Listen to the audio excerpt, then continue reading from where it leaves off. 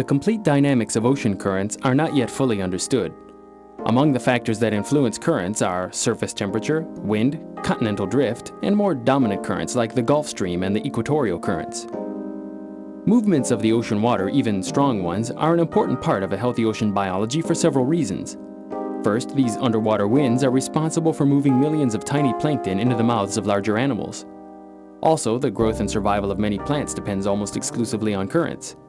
Sea fans, for example, grow perpendicularly to the prevailing current to collect food as the water rushes over the polyps. Lighter currents make drift diving possible.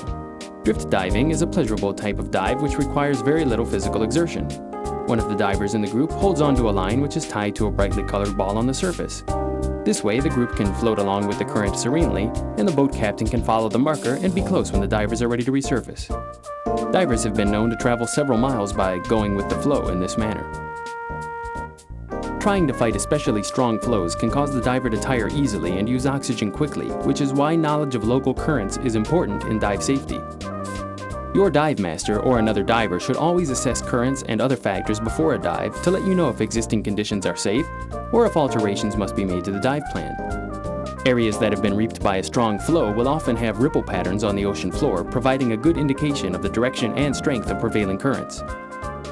Inexperienced divers, especially when filming or photographing, can be easily swept far off the planned dive course in strong currents like these, much like this fish, causing the diver to separate from his or her partner. Another unfortunate result is collision with corals, which in most cases kills the affected part of the animal. Always listen to the dive master. The wrong time to change your plan is when you're already in the water. A good rule to remember is this: plan your dive and dive your plan.